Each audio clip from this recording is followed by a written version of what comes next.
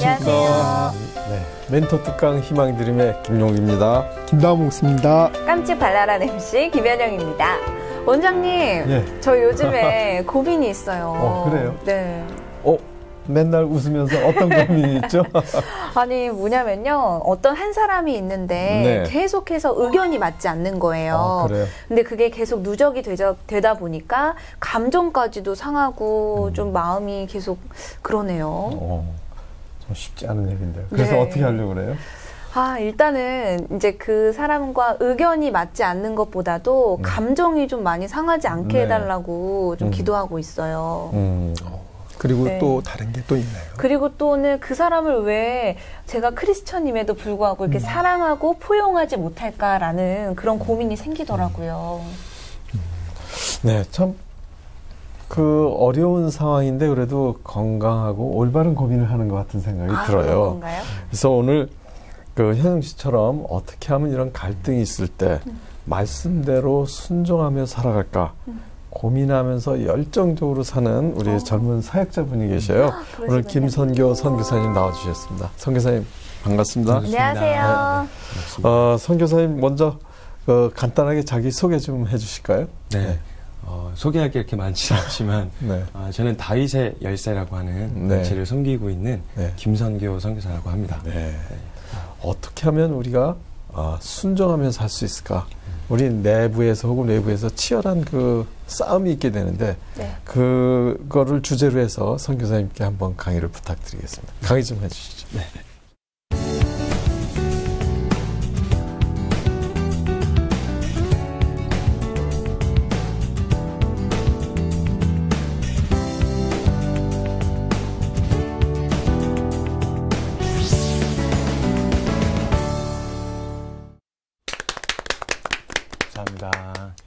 네, 오늘 저는 함께 말씀을 준비하면서요, 어떻게 하면 또 하나님을 기쁘시게 하는지, 어떤 이제 여러 가지 문제와 여러 가지 상황 가운데서 하나님 앞에 올바르게 반응할 수 있는지에 대해서 저도 치열하게 고민하면서 얻었던 하나님이 주신 결론을 함께 나누려고 합니다.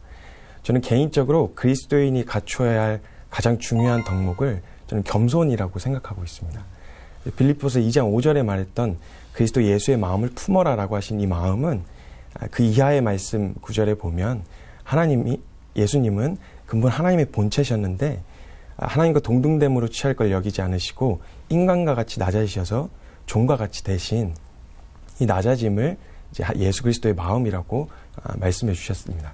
그래서 개인적으로도 이제 이 겸손이란 단어를 묵상을 해 내려가다가 이 말씀을 보던 가운데 이 겸손, 빌립보서 2장 5절에서 말했던 이 겸손은 하나님 수준의 겸손인 걸 좀 발견하게 되었어요.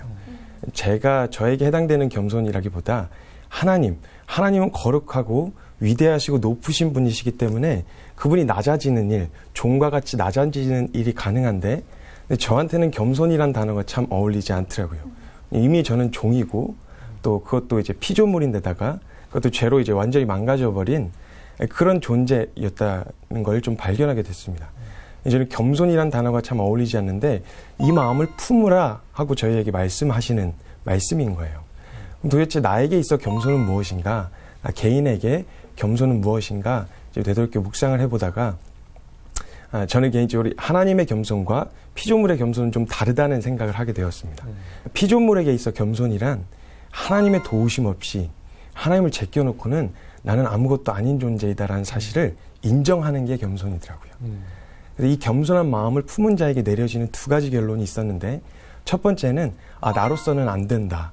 나로서는 이 답답한 상황, 문제, 여러 가지 관계의 이런 어려움들을 뚫어내고 거기서 정말 하나님 기뻐하실 만한 모습을 나 스스로의 의지와 노력으로는 보일 수가 없다라고 하는 이 결론과 그런데 나로서는 내릴 수 없는 이 답, 내게서부터 나올 수 없는 이 해답을 하나님이 가지고 계신다. 하나님 그분이 해답이시다라고 하는 이 결론, 두 가지 결론이 내려지게 되어지더라고요. 근데 이 두 가지 결론이 내려지면 그 안에 아주 놀라운 일이 하나 일어나는데 확고한 의지가 생기게 되어지더라고요. 그리고 이 두 가지 결론이 확실하게 내려진 사람이 두드러지게 드러나는 반응이 있는데 그건 하나님을 향한 간절함이었습니다. 마치 마태복음 20장에 두 맹인이 나오는데 그 두 맹인은 스스로의 힘으로는 그리고 사람의 방법으로는 자신이 눈을 뜰 수 없다라고 하는 절망이 결론이 내려진 상태였습니다. 그리고 맹인들이 나의 이 불가능한 상황, 눈을 뜰 수도 없고 볼 수도 없는 어둠 가운데서 벗어나게 해줄 수 있는 분이 저기 있는 예수님이다 라는 결론이 딱 만나니까 그들이 간절하게 예수님을 부르기 시작합니다. 예수님, 나를 이 어둠 가운데 나를 불쌍히 여기십시오. 나를 이 어둠 가운데서 건져주십시오라고 간절히 매달립니다. 근데 이렇게 하나님께 간절히 매달리는 사람은 누구도 막지 못한다는 사실을 발견했습니다. 어떤 상황도, 어떤 환경도, 어떤 사람도 이 사람, 하나님을 향한 이 간절함을 막을 수 없다는 사실을 발견하게 되었어요. 사람들이 막 두 맹인을 향해 막 비난하기 시작합니다. 너 조용히 해라. 너무 시끄럽다. 너네만 있는 거 아니다. 너무 그렇게 들이대지 말아라. 이렇게 얘기하는 두 맹인에게 그렇게 이야기하는데 또 맹인이 그 다음 20장 31절에 보면 더욱 크게 소리질러 아무도 막을 수 없는 거더라고요. 하나님을 향한 분명한 결론이 났다면 나를 이 답없는 현실과 이 답없는 상황 가운데서 해결해 주실 유일한 해답이 예수 그리스도에게 있다라는 결론이 확실하게 내려진 사람은 그 누구도 막지 못한다는 사실을 발견하게 되어졌습니다. 근데 혹 어떤 사람들은 이렇게 간절하게 하나님을 향해 매달리는 사람들 보고 극단적이다 이렇게 표현을 하기도 하더라고요. 근데 극단적인 삶은 제가 보았을 때 어떤 특별한 사람이나 특별한 의지를 갖고 있는 사람들이 살아내는 삶이 아니라는 사실을 제가 깨닫게 되어졌어요. 다만 그 극단적이라고 말하는 사람들은 그냥 하나님, 나에게는 답이 없어서 답이신 하나님을 그냥 간절히 매달렸던, 하나님께 간절히 의탁 붙들렸던 그런 사람들의 삶이었더라고요. 근데 극단적이다 말하는 사람들이 그 뒤에 꼭 덧붙이는 말들이 있더라고요. 꼭 그렇게 살아야 믿음이냐? 혹은 이제 꼭 그렇게 해야만 신앙생활이야? 꼭 그렇게 해야 돼? 라고 이런 말을 덧붙이는 걸 몇 번 경험하게 되었습니다. 근데 성경 인물들 제가 찾아보면서 믿음으로 살았다고 말하는 사람들 중에 어느 누구도 꼭 이렇게 살아야만 믿음이다. 꼭 이렇게 해야만 하나님이 기뻐하신다라고 말했던 사람이 한 사람도 없었다는 것을 제가 보게 되었어요. 사도 바울도 그가 믿음으로 막 거침없이 행보를 걷고 있을 때 사도행전 26장에 옥에 갇혀서 막 매맞고 그리고 이제 결박되어 있을 때 사도 바울이 이렇게 얘기합니다. 아그리빠와 총독과 많은 백성들 앞에서 여러분이 나와 같이 되기를 바랍니다.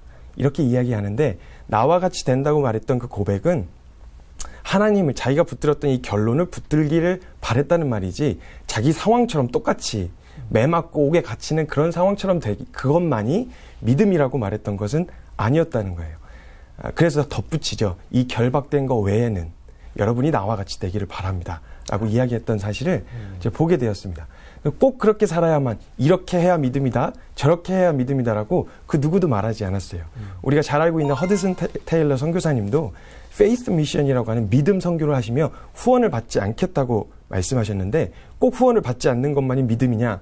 그게 아니라 또 후원 받는 것도 어쩔 땐 또 믿음으로 또 걷는 걸음일 수도 있다는 거. 그분들은 누구도 후원 받는 게 믿음이 아니야 이렇게 말씀하신 분이 그런 분들이 한 분도 없다는 것을 제가 보게 되었습니다. 그래서 누구도 누구의 믿음을 판단할 수가 없다는 겁니다. 주님도 이 사람은 믿음으로 섰다. 저 사람은 믿음을 하지 않았다라고 서로의 믿음을 판단하지 말라고 하셨어요. 우리의 믿음은 하나님에게서만 인정받으면 됩니다. 사람도 아니고 누구의 평판도 아니라 하나님이 보시기에 믿음이면 그걸로 충분한 걸로 우리가 받아야 하는데 우리가 믿음으로 하는 것 같은데도 주저하게 되어지는 건 사람들의 평판도 두려운 거죠. 사람들이 믿음으로 하고 있다 이렇게 인정해 주길 바라는 그런 마음 때문에 하나님 앞에 믿음으로 걸음을 옮기고 싶은데 그렇게 하지 못하는 머뭇거림이 생기게 되어진다는 거였어요. 이 말씀을 제가 결론을 내려지게 되어지면서 하나님을 향한 간절함이구나. 이 마음을 품은 사람. 이 사람은 하나님께 간절히 매달리는 사람이구나. 라는 걸 하면서 이 사람들은 하나님의 살아계심이 느껴지지 않으면 견딜 수가 없는 거죠. 왜냐하면 나는 답이 없는데 그 답이 하나님께 있는데 답이신 하나님이 내게서 함께 계심이 느껴지지 않고 보여지지 않으면 참을 수가 없고 견딜 수가 없는 거죠. 절망인 거죠. 그래서 그런 사람들이 보이는 태도는 하나님을 경험할 수 있는 자리에 자기를 내던지는 거예요. 마치 믿음 선교를 하겠다고 말씀하셨던 허드슨 테일러 선교사님처럼 하나님이 채워주시는 걸 경험하려고 하나님이 살아계심을 경험할 수 있는 자리에 자기를 내던지는 일이 나타나게 되어지더라고요. 성경의 인물을 그런 사람들을 이제 찾으면서 묵상을 해가다가 한 인물을 좀 발견하게 되었습니다. 그 인물은 사도행전 13장에 이 사람은 하나님과 마음이 합하였다 이렇게 표현되어 있던 인물이 있었는데 우리가 잘 알고 있는 다윗입니다. 다윗이 하나님께서 이제 다른 거는 준비되어 있지 않았었는데 다윗이 하나님께서 왕으로 택하시고 그에게 기름 부을 받을 당시 다윗의 모습은 그냥 목동에 불과했습니다. 아무것도 준비된 게 없었고 능력도 없었고 실력도 없었고 스펙도 없었고 경험도 없었고 해본 거라고는 양치는 거, 할 줄 아는 거는 물매 돌리는 거 밖에 없었는데 딱 하나를 보셨어요. 하나님과 마음이 합하였다. 그래서 사무엘을 통해서 하나님을 의지하지 않던 사울 왕을 패하시고 하나님께서 다윗을 왕으로 택하시고 사무엘을 통해 기름을 부으라고 말씀하셨어요. 사무엘도 처음에 갔을 때 다윗은 집안에서도 인정받는 아들이 아니었습니다. 그래서 목동으로 들판에서 양을 치게 했었죠. 그래서 이새도 설마 다윗이 왕일 거라고는 생각도 못하고 안 내놓고 있다가 그래서 첫 번째 아들부터 이렇게 쭉 내미는데 사무엘도 처음에 첫 아들을 보고 비주얼이 너무 괜찮아가지고 얘가 왕감이다 이렇게 생각하고 기름을 부으려고 했는데 주님이 이제 주님한테 혼이 났습니다. 나는 사람을 외모로 취하지 않는다. 똑바로 해라. 이렇게 사무엘이 혼이 나고 그 다음에 이렇게 쭉쭉쭉 가다가 다윗이 이제 그 앞에 서게 되고 하나님이 바로 이 사람이다라고 택하셨는데 그리고 나서 사무엘이 다윗에게 머리에 기름을 붓게 되어집니다. 사무엘상 16장에 이제 사무엘이 다윗에게 기름을 부음에 여호와의 영이 크게 감동했다 이렇게 표현이 되어 있습니다. 근데 성경을 보셔서 아시겠지만 다들 아시지만 다윗이 기름 부음을 받고 여호와의 영에 크게 감동해갖고 그 이후로부터 아주 거지같이 살았거든요. 도망자로 한참을 왕이 되기 전까지 아주 거지처럼 도망자로 살았습니다. 노숙자이기도 동굴에서 자고 이렇게 살았습니다. 그걸 보아서 알 수 있듯이 하나님의 영에 크게 감동되었지만 상황이 풀리지 않고 상황이 어려움이 해결이 되지 않고 이제 계속 꼬여가는 것만 같은 이 상황 자체가 하나님이 나와 함께 하시지 않는다라는 게 아니라는 걸 증명해 주는 거더라고요. 다윗이 여호와의 영에 크게 감동해서 믿음으로 살았지만 그의 인평생 그는 도망자로 오랫동안 두려워서 숨기도 하고 또 미친 척도 해야 했고 여러 가지 과정을 겪게 되었습니다. 근데 하나님은 그와 계속 함께 계셨죠. 그 가운데서도. 오히려 그 절망스러운 상황이라고 말하는 그때가 하나님의 살아계심을 아주 적나라하게 볼 수 있는 시간이었던 거죠. 마치 이스라엘 백성들이 애굽에서 출애굽하고 나서 처음 밟았던 땅이 젖과 꿀이 흐르는 가나안 땅이 아니라 광야를 밟았는데 광야의 삶이 사실 쉽지 않았지만 그 광야에서 이스라엘 백성들은 살아계신 하나님을 아주 적나라하게 경험할 수 있는 시간이었더라고요. 하늘에서 내리는 만나와 메추라기를 먹고 구름기둥과 불기둥으로 직접 하나님의 살아계심을 볼 수 있었습니다. 어쩌면 우리가 말하고 있는 하나님이 나와 함께 계시지 않는 것 같아요. 하나님이 날 버리신 것 같아요. 날 치신 것 같아요. 라고 말하는 이 절망스러운 상황은 오히려 하나님의 손길이 우리에게 더욱 적나라하게 드러날 수 있는 기회일 수도 있다라는 겁니다. 이제 물론 어렵죠. 상황이 힘들고 어렵고 힘들지만 그 상황을 통해서 하나님은 우리가 하나님을 경험하고 싶어 하길 원하시는 거예요. 우리 마음 어려운 상황 가운데서도 주님을 경험할 수 있어야 합니다. 풀리든 풀리지 않든 성공하든 실패하든 그 상황 가운데서 우리는 살아계신 하나님을 경험할 수 있는 것입니다. 그래서 다윗이 왕으로 기름 부음을 받고 그의 삶이 하나님을 향해 간절해졌어요. 먹여주셔야 먹을 수 있었고 입혀주셔야 입을 수 있었고 살려주셔야 살 수 있었던 상황이었던 거죠. 그래서 그는 살아계신 하나님을 경험하기 위해서 자신을 내던졌습니다. 그게 아주 두드러지게 나타났던 장면이 사무엘상 17장에 나오는 우리가 잘 알고 있는 사건 다윗과 골리앗. 다윗이 골리앗을 때려잡는 사건입니다. 그때 당시 다윗, 골리앗을 잡으러 갔을 때 당시의 다윗은 왕도 아니었고 군사도 아니었고 뭣도 아니었어요. 딱 하나 그냥 아버지 심부름 받아서 형들의 안부를 물으러 그냥 그 전쟁터에 나갔던 거였어요. 그래서 군인으로 나간 것도 아니고 나는 왕이야 이런 마음으로 나간 것도 아니라 아버지 심부름 하러 딱 갔는데 상황이 이제 전쟁이 고착되어 있고 중간에서 되게 거대하고 돼지 같은 어떤 한 인물이 막 중간에서 소리를 지르고 있는 걸 발견하게 된 거예요. 근데 하나님의 이 마음을 품었던 다윗은 그냥 우연이 아니었어요. 그 상황이. 그는 필연으로 받은 겁니다. 살아계신 하나님을 경험할 수 있는 필연으로 받게 되어진 거예요. 하나님의 마음을 품고 살아계신 하나님을 경험하고자 하는 사람에게는 모든 상황에 우연이란 없다는 것을 발견하게 되었습니다. 모든 상황이 어려운 상황도 풀리는 상황도 살아계신 하나님을 경험할 수 있는 필연으로 다가오게 되어지는 겁니다. 그래서 다윗이 자기가 나서겠다고 해요. 아무것도 아니었는데 자기가 나서겠다고 막 이렇게 하니까 형들이 막 말려요. 넌 군인도 아니잖아. 너 뭐 할 줄 아는 것도 없잖아. 실력도 없고 뭐 갖춘 것도 없는데 네가 여기서 뭘 할 수 있겠어? 라고 막 형들이 말리는데도 못 말리는 거예요. 하나님의 마음을 품었기 때문에. 그리고 살아계신 하나님을 경험하고 싶었기 때문에 다윗을 아무도 못 말렸습니다. 이 소식이 사울 귀에 들어갔고 사울이 그를 부릅니다. 불러서 왜 그러냐, 너 이렇게 너무 그러지 말아라 이렇게 얘기하던 중에 다윗이 나는 살아계신 하나님을 믿습니다. 나는 이 상황을 통해서 하나님이 살아계신 하나님인 걸 드러날 거라고 저는 믿습니다. 라고 이렇게 이야기하자 그때쯤이면 부끄러워서라도 사울 왕이나 여러 장수들이 자기가 나서도 나서야 되는데 아무도 나서질 않는 거예요.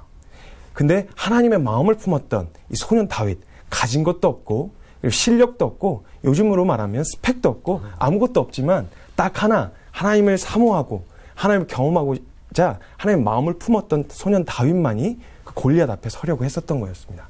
그때 사울 왕이 기껏 한다는 소리가 그러면 나갈 거면 내 갑옷이라도 입고 가라 이렇게 이야기를 하더라고요. 근데 다윗이 몇 번 그 갑옷을 입고 몇 걸음 걸어보다가 나에겐 맞지 않습니다 이렇게 얘기하고 그 갑옷을 벗습니다. 저는 이걸 묵상하면서 하나님 앞에 한 가지 기도하게 되었어요. 하나님, 저는 이 세상에서 조금 더 나은 삶을 살고자 혹은 이 세상에서 조금 더 나은 사역과 좋은 나은 대접을 받고자 저에게 맞지도 않는 갑옷 입지 않겠습니다. 제게 어울리지도 않는 갑옷 입고 질질 끌려다니지 않겠습니다. 항상 청년들에게 이렇게 도전하면서 혹시 우리가 입으려고 하는 갑옷, 우리가 얻으려고 하는 스펙, 그게 정말 하나님을 경험하기 위해서냐, 아니면 이 세상에서 좀 더 나은 삶을 살고자 함이냐, 그게 만약에 이 세상에서 더 나은 삶, 더 나은 대접을 받고자 함이면 맞지도 않는 갑옷 입지 말자, 질질 끌려다니지 말자. 세상 사람들이 다 그렇게 사니까, 세상 사람들이 다 그렇게 하는 게 당연하다고 말하니까 우리 그렇게 끌려다니지 말자, 이렇게 도전하곤 합니다. 그리고 나서 다윗이 골리앗 앞에 나갈 때 자기가 갖고 있었던 아주 작은 능력, 물매 5개만 챙겨가지고 나갑니다. 하나님의 나라에, 하나님의 싸움에 정말 필요한 사람은 대단한 능력이나 대단한 스펙, 경험, 은사를 갖고 있는 사람보다, 물론 그런 능력을 갖추고 있는 사람이 골리앗 앞에 선다면 더할 나위 없이 좋겠지만, 근데 대단한 갖출 것 다 갖추고도 하나님의 영광 앞에서 두려워서 나 살자고 두려워서 나갈 수 없다면 저는 그런 스펙이라면 갖지 않는 편이 낫겠다는 마음이 들었습니다. 하나님이 정말 원하시는 건, 이 시대에 정말 원하시는 건 하나님의 마음을 품고, 이 마음을 품고 살아계신 하나님을 경험하고자 그 자리에 뛰어드는 패기를 가지고 있는 하나님의 사람을 찾고 계신다라는 마음을 깨닫게 되어졌습니다. 하나님은 골리앗을 통해 모욕을 받으실 하나님이 아니시죠. 하나님의 영광은 하나님이 스스로 지키십니다.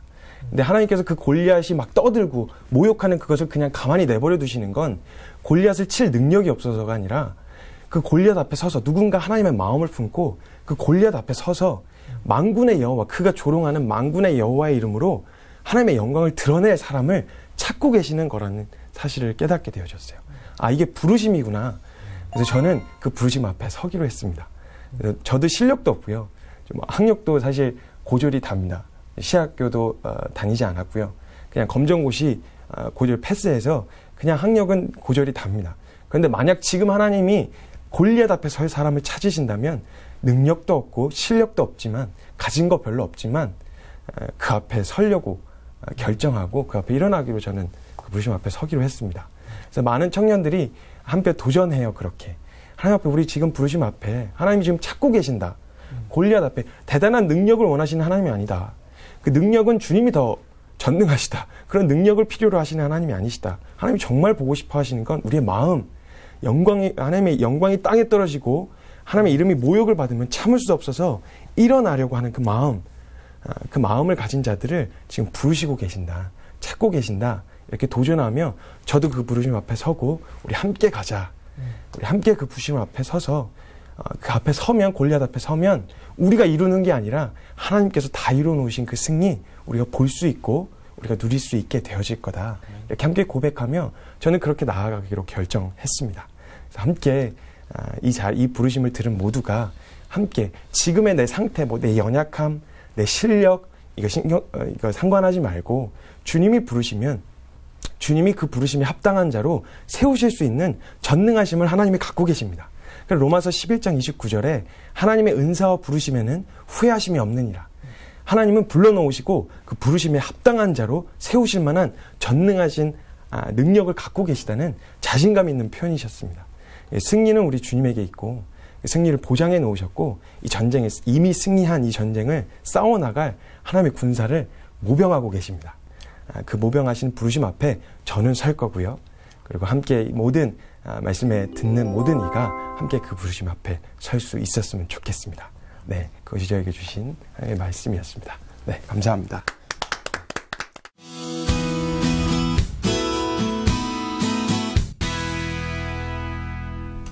예, 강의 잘 들었습니다. 선교사님 강의를 들으니까 정말 아주 순수하고 흔들리지 않는 그 열정과 믿음과 어떤 그 싸우려는 자세, 물론 선한 싸움에 싸우려는 자세가 아주 고스란히 잘 전달이 되는데요. 지금 보면 나이도 얼마 안 되신 것 같은데 어떻게 그렇게 깊고 뿌리 박힌 믿음을 갖게 됐는지 궁금해지는데 한번 좀 설명 좀 해주시죠.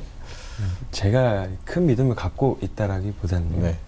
일단 어려서부터 이제 하나님 말씀을 듣는 일에 부모님도 이제 또 신앙으로 그렇게 양육하길 바라셨고요. 네. 근데 저도 믿음에 대해서 이렇게 결론이 내려지기까지 수많은 과정이 있었습니다. 그래서 참 쉽지 않았고 그리고 진짜 신앙에서 아예 돌아서려고 했었던 아찔한 순간들도 저에게 있었죠.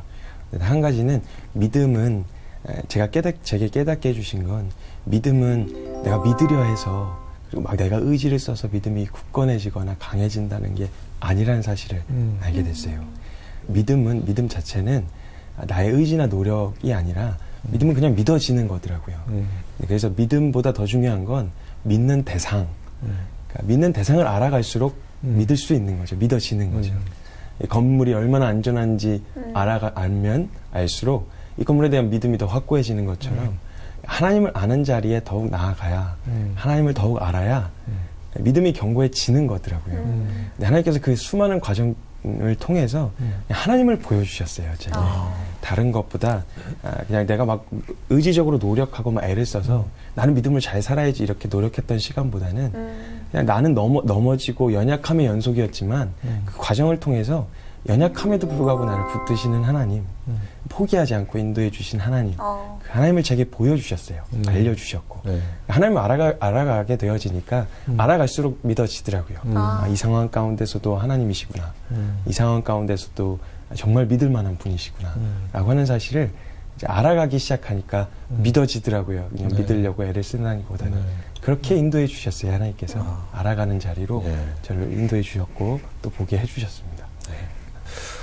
선교사님 초등학교 때와 중학교 때 좀 많이 이렇게 방황도 하시고 또 지금의 모습과는 또 그때 청소년기의 모습은 좀 많이 차이가 있다고 했는데요. 어떤 계기로 그 방황은 끝나고 이렇게 변화되게 됐나요?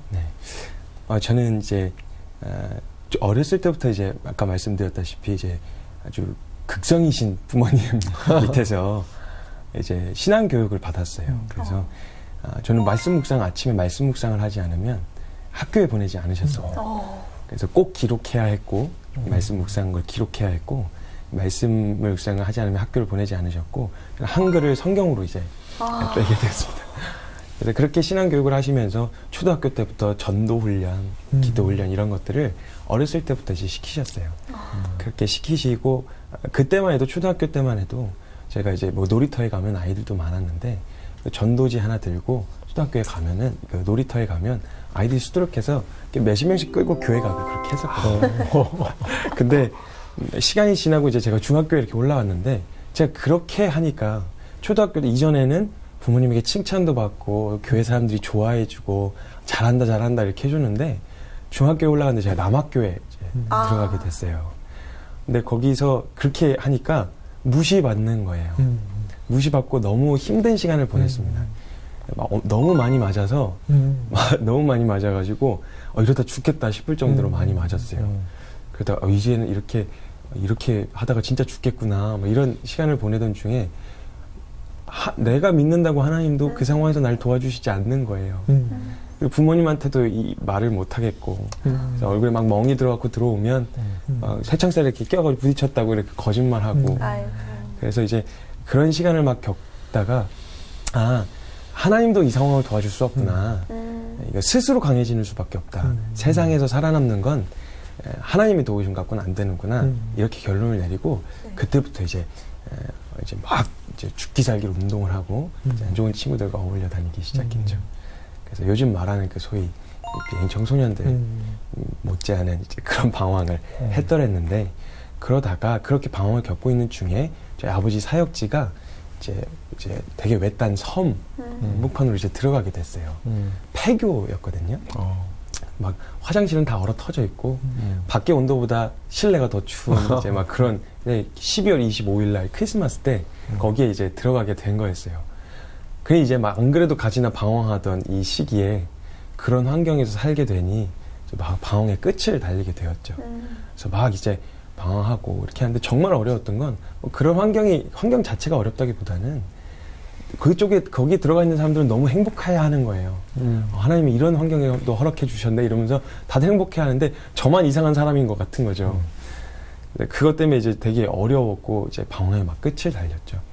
그러다가 어느 날 한 사건을 통해 주님이 저를 만지기 시작하셨는데, 이제 어느 날 제가 무단으로 외박을 했는데 저희 아버지께서 이제 굉장히 화가 나셨습니다. 그래갖고 저를 부르셔서 이제 혼내시는데, 저희 집안의 이제 훈계 원칙이 아주 분명해요.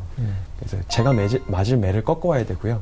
제가 맞을 매의 대수를 제가 정해야 돼요. 그러니까 뭐 네 죄를 네가 알렸다 뭐 이런 취지로 정하신 원칙이었는데, 저보고 이제 맞을 매를 꺾어오라고 하시더라고요. 그래서 이제 제가 이제 맞을 매를 꺾어왔는데, 이제 제가 이제 그때 이제 정신을 차리고 이제 그랬어야 되는데, 개긴다고 이렇게 엄청나게 큰 몽둥이를 가져와가지고 때려보시라고 뭐 이렇게 한 거였죠. 근데 저희 아버지가 이제 제가 그런 태도로 하는 걸 알고 이제 그거를 이제 내려놓고 이제 효자손, 대나무 효자손으로 이제 저를 이제 훈계하기 시작하셨어요. 제가 이제 맞는데 몇 대 맞을래? 이렇게 말씀하셨는데, 그때도 정신을 못 차리고 몇 대 맞아야 될지 제가 뭘 잘못했는지 잘 모르겠으니까 원하시는 만큼 때리시라고 자유용권을 이렇게 드렸어요. 그랬더니 이제 아버지가 손을 대기 이제 매를 드셨는데, 한참 매를 맞다가 아버지의 얼굴을 이렇게 쳐다보게 됐는데, 아버지께서 이렇게 정말 아랫입술이 찢어질 만큼 아랫입술을 물고 계시는 거예요. 근데 아버지가 허리가 안 좋으셔서 누워서 저를 이렇게 매를 드셨는데, 눈과 코 사이에 이렇게 눈물이 이렇게 고여 있는 걸 보게 되었어요. 그러면서 아버지께서 저를 마지막에 끌어안으시면서 해주셨던 말씀이 있었어요. 제가 너무 방황을 하니까 육신의 아비된 마음으로는 몇 번이고 그만할까 이런 마음이 들기도 하는데, 하나님이 너에게 갖고 계신 하나님의 계획 너무 커서 널 포기할 수가 없구나 이렇게 말씀해 주시더라고요. 그로부터 얼마 지나지 않아서 주님이 저를 만나 주셨어요. 성경이 이렇게 펼쳐져 있었는데, 오늘 사무실에 불이 켜져 있고 밤 늦은 시간에 성경이 펼쳐져 있었는데, 거기 누가복음 15장 말씀이 펼쳐져 있더라고요. 돌아온 탕자 이야기가 적혀 있는 그 말씀을 보고 저는 막 대단한 막 감동이 오거나 눈물을 펑펑 쏟으면서 회개한 거라기보단, 하나님 이런 나에게 말씀하고 계시는구나 라는 사실을 깨닫게 되어졌어요. 하나님 나를 만나고 싶어 하시는구나. 그래서 그때부터 3월 21일이었는데요. 그때 자정부터 새벽 4시까지 그 말씀 성경 한 장에 계속 머물러 앉아 있게 되어졌어요. 그래서 지금도 매년 3월 21일이 되면 자정부터 새벽 4시까지 만나주신 하나님 기념하면서 혼자 개인적으로 이렇게 예배 드리는 시간을 갖고 있어요. 물론 졸 때가 더 많아요. 근데 하나님께 감사하는 마음으로 이렇게 3월 20일이 되면 이제 그렇게 지키고 또 기념하고 그렇게 지내고 있습니다. 그렇게 만나주셨고요. 네. 와, 그러셨군요. 네. 이 소위 사고뭉치로 살다가 말씀을 통해 다시 돌아오셨잖아요. 예, 변화가 일어난 후에 그 이후에 학교 생활에 변화도 있었나요? 네. 그래서 제가 그 하나님을 만나고 나서 곧바로 저의 믿음을, 내가 경험한 하나님을 향한 믿음을 지키고 싶은데, 도저히 이 상태로 제가 만약에 학교에 돌아가면 믿음을 지킬 수가 없을 것 같더라고요. 그래서 학교를 그만둬야 되겠다 이 생각을 하게 됐어요. 그리고 이 믿음을 지켜낼 수 있는 곳이 저희 아버지가 섬기시고 계셨던 게 선교단체가 그 안에서 살면, 그리고 그 안에서 그 분들과 함께 지내면 이 믿음을 지켜낼 수 있겠다, 살아낼 수 있겠다 이런 마음이 들었어요. 다들 처음엔 말렸어요. 왜 갑자기 막 방황을 하다가 하루아침에 저는 은혜를 받았습니다, 학교를 그만두겠습니다 이러니까 다들 놀랬죠. 그래서 이제 아니다, 좀 진지하게 좀 생각을 해봐라 이렇게 얘기하고, 일주일의 시간을 저희 아버지가 기도해봐라 이렇게 생각할 시간을 주셨고 일주일 동안 기도해 보다가 마음의 결론을 내리게 됐죠. 그래서 학교는 그만두겠습니다. 그리고 아주 이제 개념이 없이 선교단체 리더십 분들이 찾아가서 이 선교단체에 허입되는데 나이 제한이 있습니까? 이렇게 물어봤어요. 그때 제가 17살이었거든요. 네. 허입되는데 나이 제한이 있습니까? 이랬더니 너 같은 경우가 없어서 한 번도 그런 걸 생각해 본 적도 없다. 그렇게 말씀하시길래 그럼 기도해 주십시오. 기도해 보고 저를 받으실 수 있는지 기도해 달라고 얘기를 하고 학교를 그만두기로 결정을 하고 학교에 자퇴서를 쓰고 돌아와서 저를 받아 주시겠다는 결정을 하셨고 그때부터 이제 소위 말하는 이제 선교사로서의 참 어울리지 않는 마치 아이가 아빠 양복 입는 것처럼 어울리지 않고 실수투성인 선교사의 삶이 그때부터 이제 17살 때부터 시작이 되었습니다. 네. 참 특이한 출발이었어요. 네. 이제 그렇게 기도하고 믿음을 지키고 그 학교 생활에서는 도저히 믿음을 지킬 수 없는 상황이고 부모님으로서는 또 정상적인 교육이 차단되는 거에 대한 염려, 그 주변에 그런 염려가 없을 수가 없는 상황이었잖아요. 그래서 들어간 곳이 복음선교관 학교 맞죠? 네. 거기서의 삶은 어땠나요? 복음선교관 학교라고 하는 건 이제 3개월 정도 코스에 그냥 짧은 이제 선교사로서 선교사적인 관점을 이제 배양하는 그런 이제 일반인들도 함께 할 수 있는 그런 이제 선교사 훈련 이제 학교였고요. 제가 이제 순회선교사 훈련학교라고 하는 제가 들어갔던 단체가 순회선교단. 순회선교단. 네, 순회선교단이라고 하는 곳이었는데 그곳에서 이제 들어가서의 삶은 사실 17살 때부터 들어가서 쉽진 않았어요. 왜냐면 제 나이 또래 아이들은 친구들과 또래 아이들과 어울려 지내고 또 같이 친구들과 놀러도 다니고 이러는데 저랑 최소 적게 차이 나는 이제 나이 차이가 10살 이상이었거든요. 그때만 해도. 그러니까 이제 저로서는 제 또래도 없고 친구도 없고 그랬죠. 근데 제가 주로 지금까지 돌아봤을 때도 굳이 사역을 했다, 사역의 퍼센테이지를 나눈다면 노가다가 제일 많았습니다. 그래서 뭐 삽질하고 곡괭이질하고 또 이제 막 작업하고 창고 정리하고 주로 물론 다른 여러 가지 사역들 기도가 최우선이었고 말씀을 보는 일이 최우선이었지만 주로 하는 일은 그거였어요. 막 예초기 돌리고 17살 때부터 군대도 안 갔다 왔는데 군복바지 입고 막 예초기 메고 예초하러 다니고 이런 작업하는 것이 대부분이었어요, 사실. 근데 저는 즐거웠어요. 그냥 그 믿음의 선배들과 함께 그 대열에 같이 있다는 게 굉장히 자부심을 느꼈었어요. 근데 그 과정을 겪는데 꼭 그 즐거움과 기쁨만 있는 건 아니었죠. 그 과정 안에서 상대적으로 비교가 되잖아요. 아, 선배님들과 함께하고 있다. 믿음의 선배님들과 함께한다. 라고 하는 자부심과 기쁨도 있지만 상대적으로 저 연약한 모습을 자꾸 보게 되어지니까 왜 나는 저렇게 안 되지? 나도 믿음으로 좀 살고 싶은데 그리고 걸음을 그렇게 하나님이 기뻐하시는 삶의 걸음을 좀 옮기고 싶은데 왜 난 안 되지? 라고 하는 이 고민이 그때 이제 시작이 되었죠. 골이 막 깊어지기 시작했어요. 하나님을 향한 믿음을 나도 견고하게 세우고 싶고 정말 하나님 기쁘시게 걸어보고 싶은데 자꾸 제 연약함 때문에 넘어지고 이런 모습들 때문에 실망하고 낙심이 되어지는 일이 함께 병행이 됐죠. 하나님 함께 그 자리에 있는 것으로 인한 기쁨과 나는 자꾸 안 되고 자꾸 연약하다, 부족하다, 나로서 안 되는구나, 자꾸 이런 낙심과 실망이 함께 이제 그 생활을 하는데 이렇게 그렇게 병행이 되어가고 있었습니다. 네, 그 하나님께 초점을 맞추면서 실천을 했을 때 처음서부터 아주 최상의 결과가 나오지는 않잖아요. 실천하는 과정에도 여러 가지 이제 시행착오와 그 과정이 있잖아요. 그건 어떠셨나요? 제가 어렸을 때 사고를 좀 당했는데 자살을 목격하게 됐습니다. 그래서 제 앞으로 사람이 떨어진 거예요.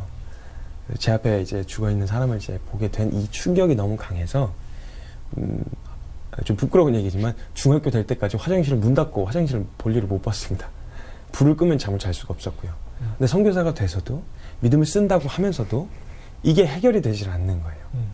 그래서 믿음으로 합니다. 그리고 하나님만 의지합니다라고 말하면서도 정신과 치료에 의존하고 신경안정제나 수면제를 먹어야 안정이 되고 심지어는 선교사라는 이름을 갖고 있으면서도 담배를 피기까지 했었어요. 이런 여러 가지 연약함들이 드러나고 그래서 저 혼자 막 스스로 너무 정죄하고 이게 무슨 선교사냐, 이게 무슨 사역자야, 이게 무슨 하나님을 믿는 사람이야? 라고 저를 정죄하고 막 자학했었어요. 어디까지 갔었냐면 그래서 아예 신앙에서 포기하려고까지 생각을 했었죠. 근데 포기하고 돌아설려니 돌아설 수는 없고, 왜냐면 그동안 알아온 것들이 있는데 세상으로 돌아가기에는 못 돌아가겠고, 그렇다고 믿음으로 나아갈 수도 없겠고, 그 중간에 끼어서 너무 고통스러워하다가 자살을 결심했습니다. 네. 믿음으로 말한다면서도 그 신앙을 고백을 하면서도 나는 이제 이대로는 못 살겠다. 믿음으로는 도저히 못 살겠다. 돌아갈 수도 없고 믿음으로 살 수도 없고 이 삶으로는 도저히 못 살겠다. 마치 가룟 유다처럼 하나님을 팔아먹고 세상으로 그냥 돌아가서 그냥 그 은 가지고 살면 될 텐데 그것도 못하겠고 회개하고 예수님을 따르지도 못하겠어서 결국 자기 목을 맸던 것처럼 저도 똑같이 목을 매려고 했었어요. 실제로. 네, 그게 이제 사건을 통해서 이제 발견이 되어져서 목숨을 건질 수 있었고요. 그 과정을 통해서 주님이 이제 그 치열한 과정 중에서 더 따라갈 수는 없겠네요라고 완전한 절망이 내려졌을 때 그때 주님이 저를 하나님을 알려주시기 시작하셨어요. 그러면서 제가 그동안 기록했었던 묵상 노트들, 나 정말 아무것도 아니야? 그동안 했던 치열한 싸움들을 정말 아무것도 아닌 거야? 이렇게 하면서 제가 10년 넘게 묵상을 하면 기록해놨었던 묵상 노트들을 전부 다 끄집어내서 살펴보는 시간을 갖게 됐어요. 그래서 한데 한 가지 분명하게 깨닫게 되어졌던 건 하나님이 말씀하고 계시더라고요. 제가 저에게 집중돼서 깨닫든 깨닫지 못하든 저에게 신실하게 말씀하고 계셨다는 사실을 발견하게 되어졌어요. 사울이 하나님께 버림받았던 첫 번째 증거가 말씀이 임하지 않는 거였거든요. 근데 저는 버리지 않으셨더라고요. 저에게 집중되어 있어서 하나님을 주목하지 않고 있을 그 순간에도 하나님 계속 저에게 말씀하고 계셨고 인도해 오고 계셨다는 사실을 발견하게 되었습니다. 그렇게 정리하게 되어진 게 책으로 나오게 된 거였어요. 그래서 그렇게 인도하시고 주님이 말씀하신 하나님, 지금도 말씀하신 하나님을 삶으로 좀 경험할 수 있는 시간이었어요. 참 쉽지 않고 치열한 시간이었죠. 근데 그 시간을 통해서 은혜를 저는 경험할 수 있었습니다. 선교사님 참 말씀 들어오면서 참 저희 너무 도전이 되고요. 또 참 쉽지 않은 그 여정이었는데요. 사실 쉬운 게 아니잖아요. 그렇게 한다는 것이 다윗처럼 근데 하나님을 또 사랑하는 그 열정으로 이제 하나님께 또 은혜 받으시고 또 지금 사역을 하고 계시는데요. 선교사님이 하고 싶은 사역이 어떤 사역이 있고 또 어떤 비전을 갖고 있는지 부탁드리겠습니다. 네. 사실 하나님이 저를 붙드시는 은혜에 막 대단한 삶을 살았던 것도 아니고 남들에게 뭐 보여줄 만한 멋들어진 무언가를 이뤄낸 것도 그런 삶도 아니지만 딱 하나 이런 나도 붙드신 하나님의 은혜.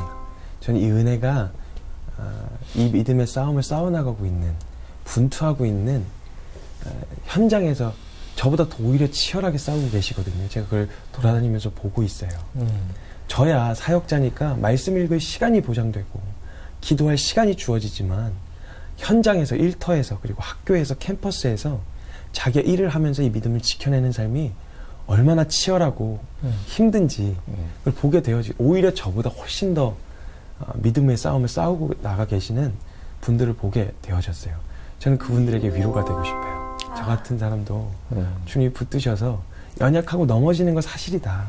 그러나 시편 37편의 고백처럼 여호와께서 사람의 걸음을 정하시고 그 길을 기뻐하시나니 저가 넘어지지 않는다고 말씀하지 않으셨더라고요.